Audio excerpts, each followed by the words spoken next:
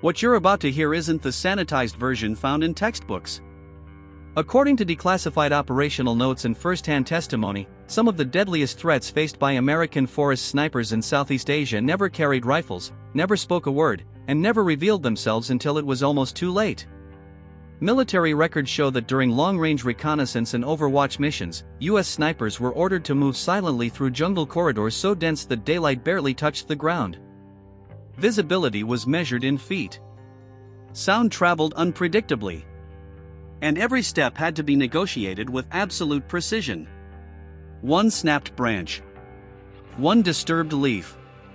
One reflexive shout. Fatal.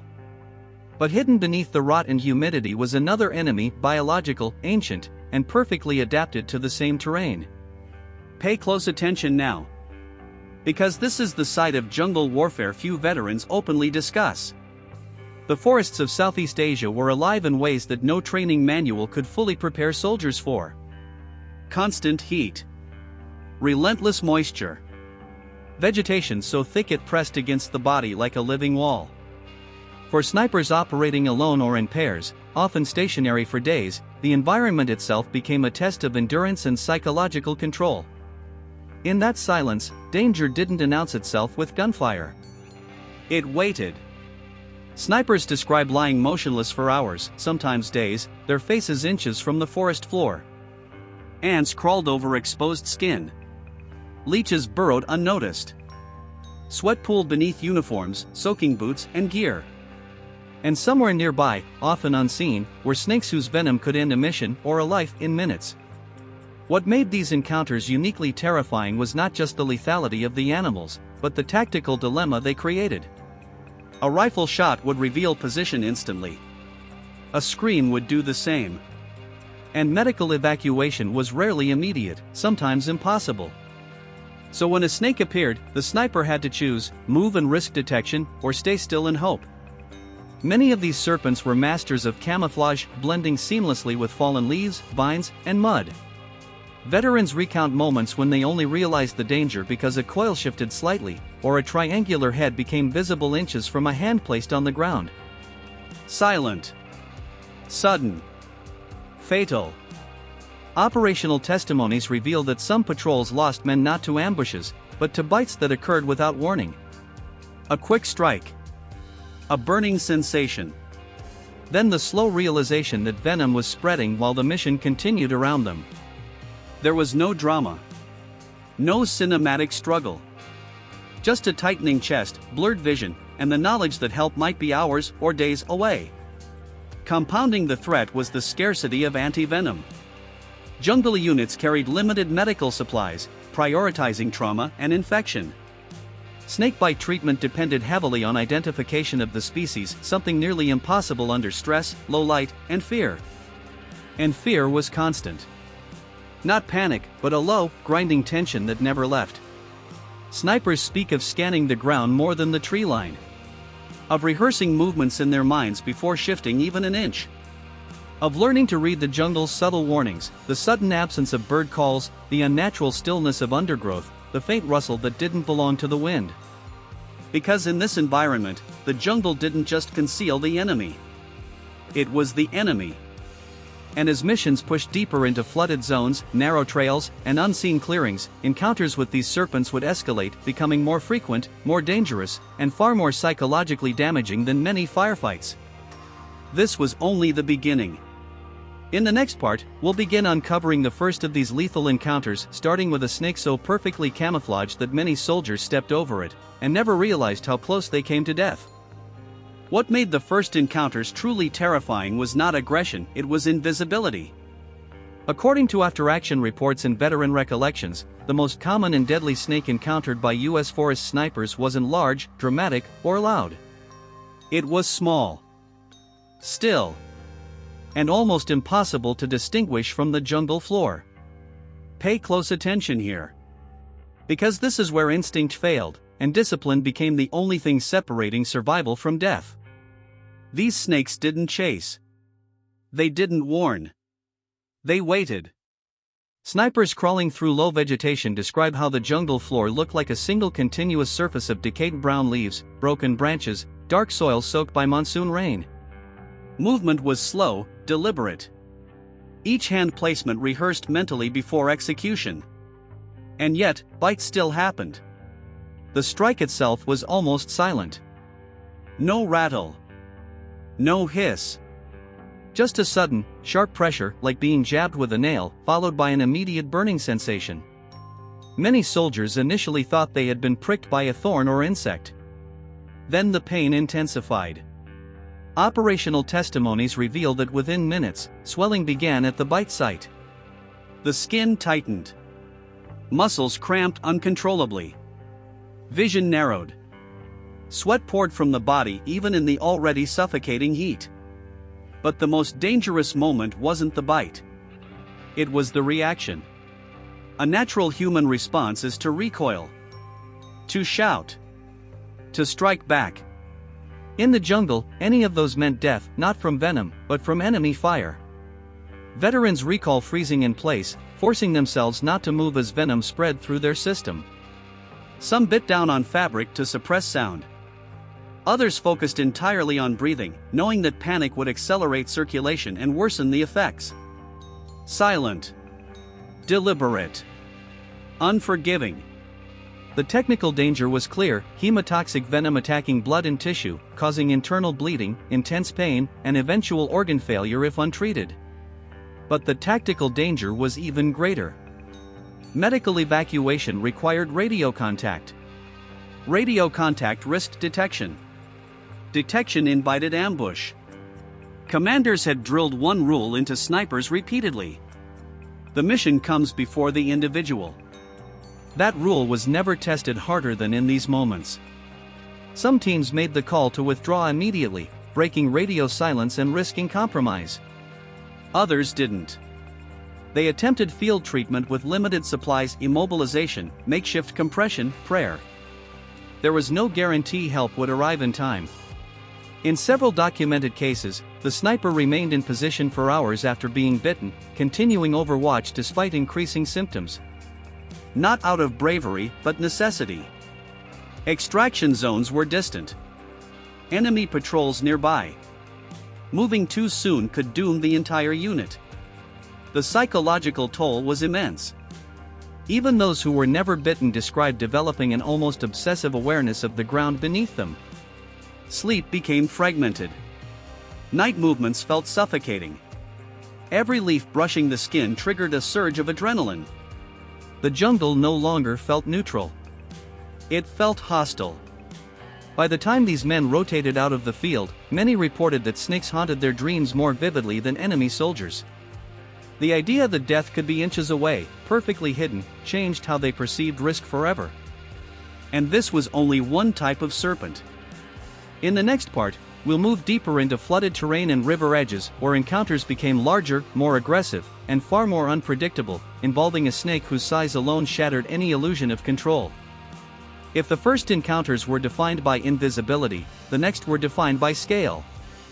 According to debriefings from long-range reconnaissance teams, deeper operations near riverbanks, flooded clearings, and swamp-like terrain introduced snipers to a different kind of danger, one that was impossible to ignore once it appeared. This wasn't a snake you accidentally touched. This was a presence you felt. Veterans described moments when the jungle seemed to tense, as if something massive had shifted nearby. Water rippled without wind. Vegetation bent slowly, deliberately. Then came the realization that something very large was moving through the same space. Pay close attention now. Because this is where fear became physical. These snakes did not rely on perfect camouflage alone. Their size made concealment imperfect, but their confidence made them unpredictable. Unlike smaller vipers, these animals did not always retreat. When startled, some advanced. Snipers operating near rivers often used the waterline for movement and concealment. The mud was soft. Footprints disappeared quickly.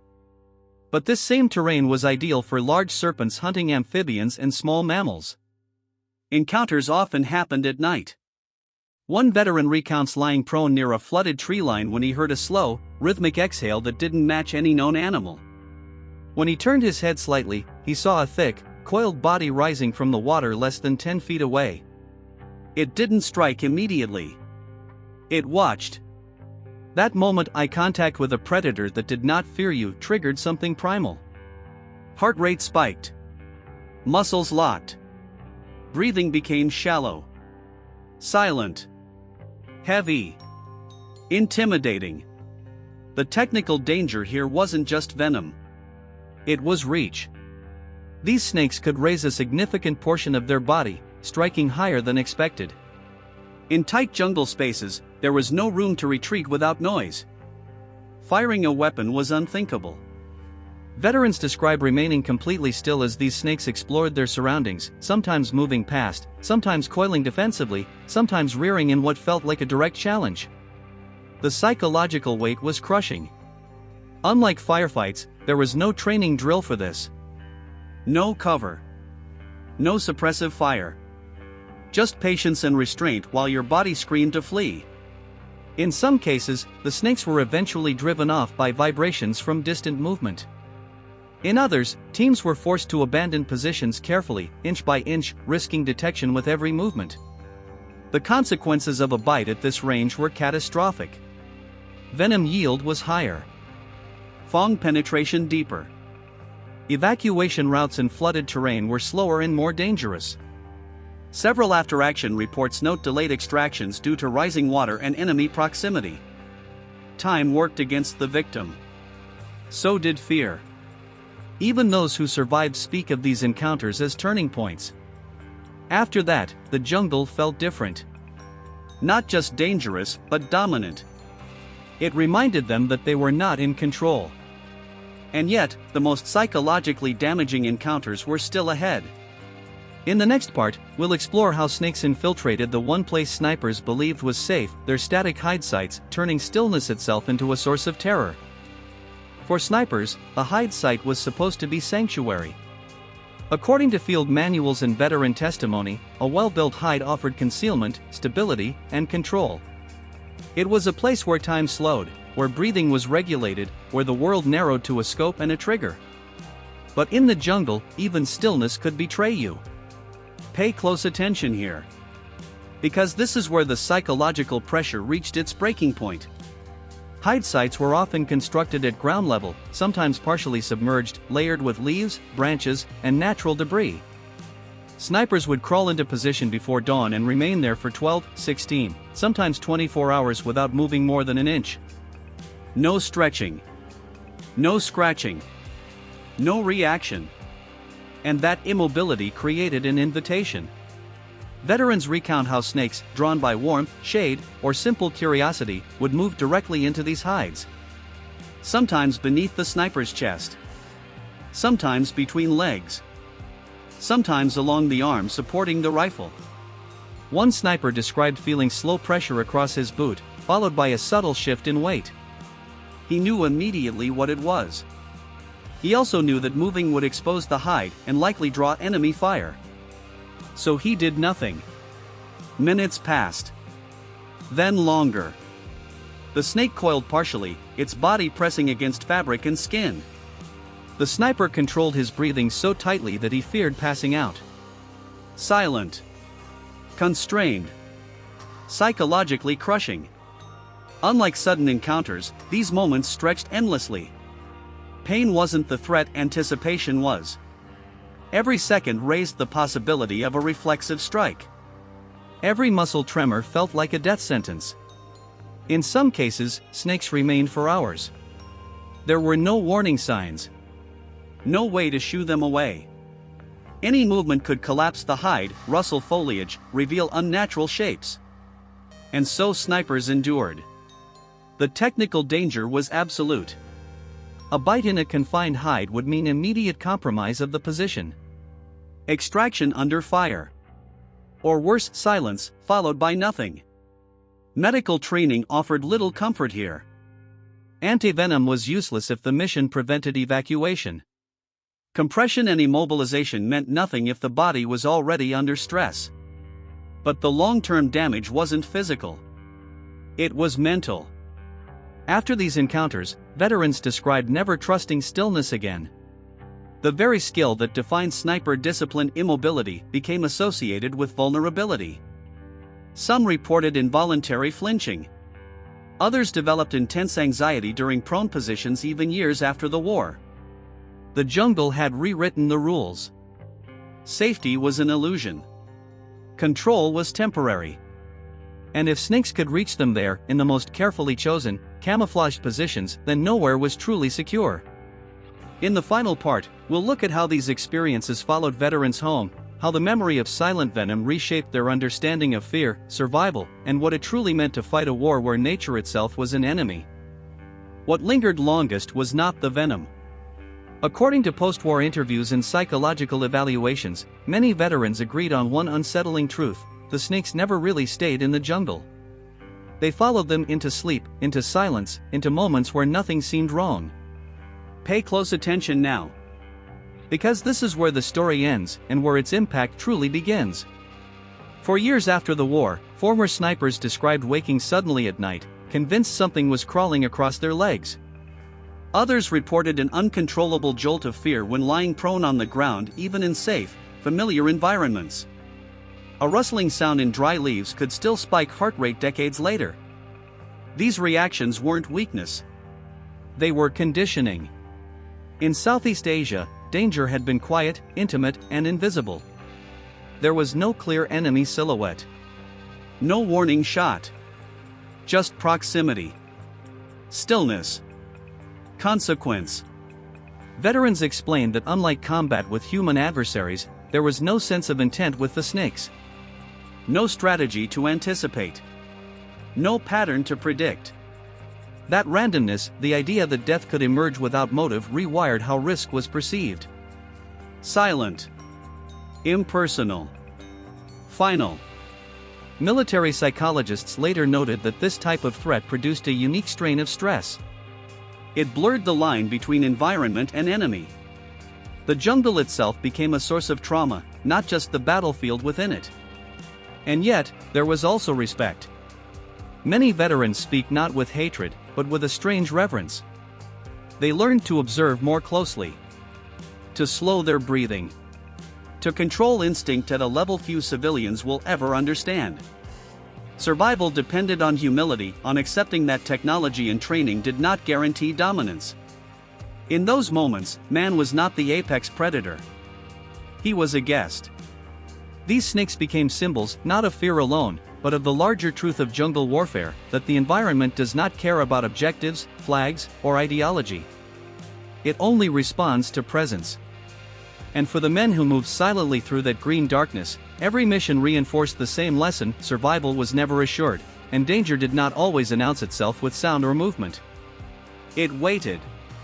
To those veterans, and to all who endured combat where nature itself became an adversary, this story stands as a reminder: war is not only fought against enemies you can see. Sometimes, the most dangerous opponent is the ground beneath your hands. If this story revealed a side of war you'd never considered, take a moment to like the video, subscribe to the channel, and share it with someone who believes they've heard every war story there is. Because some of the deadliest battles were fought in silence.